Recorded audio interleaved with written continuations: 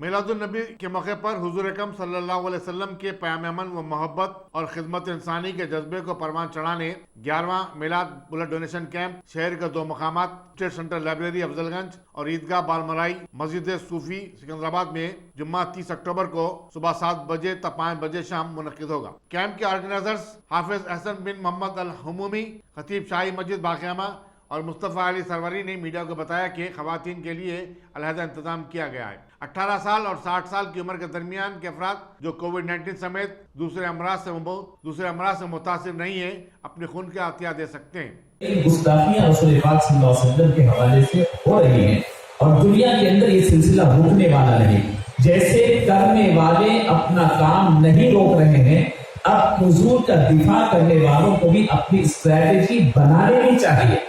ایسے کچھ منظم کام طے کر لینی چاہیے جو ان کے گستاخانہ خاکے اور ان کے اس جیسی گستاخیوں کا زبردست علمی اور بہترین جواب بن سکے۔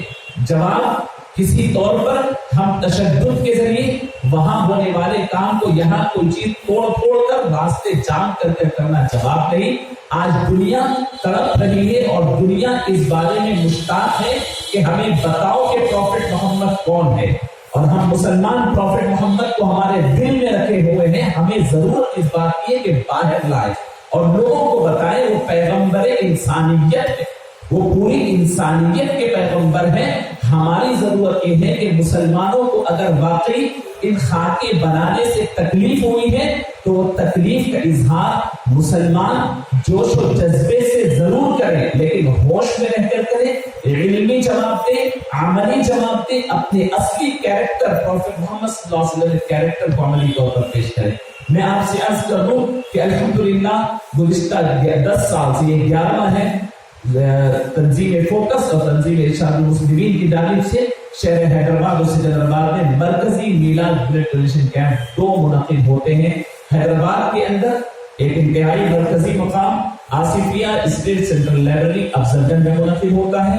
دوسرا اہم مقام جو سکندرآباد کے انتہائی مرکزی مقام پر ہوتا ہے وہ عیدگاہ بالمرائی میں، وہاں پر مسجد صوفی کے بعد عیدگاہ بالمرائی میں ہوتا ہے۔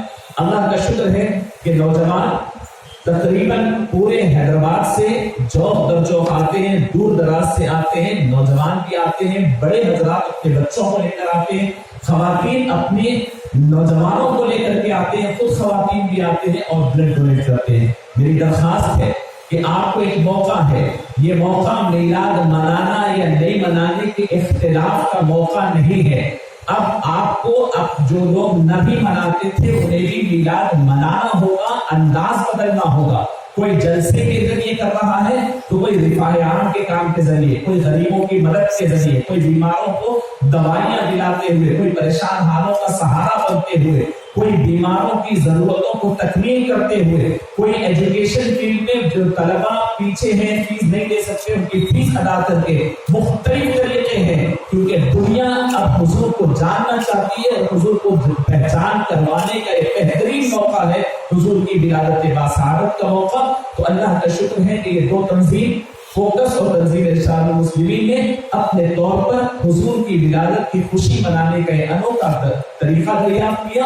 اللہ نے فرمایا وَمَنْ أَحْيَاهَا فَكَأَنَّمَا أَحْيَا النَّاسَ جَمِيعًا، جس نے ایک آدمی کی زندگی بڑھائی گویا کہ اس نے پوری انسانیت کو زندگی بخشی۔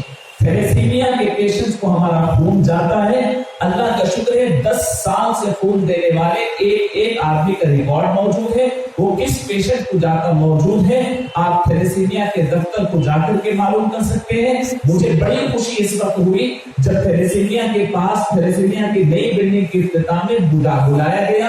جب ہم وہاں پہنچے تو وہاں ایک لڑکی نے اپنا تعارف کرایا کہ میرا بھی حال یہی ہے کہ ہر 15 روز کے اندر 1 یونٹ خون چلانا پڑتا ہے، انکل اگر آپ خون نہ دیتے تو آج میں یہاں نہیں ٹھہرتی۔ آج میں 10th کی، انٹر کی، ڈگری کی اور پی جی کر لی ہے اور اب اس لڑکی کا نکاح بھی ہوا ہے۔ تقریباً 2000 یونٹ کے قریب اب تک اس کو خون چڑھ چکا ہے۔ وہ کس کی وجہ سے؟ آپ کے اور ہمارے دل کی وجہ سے۔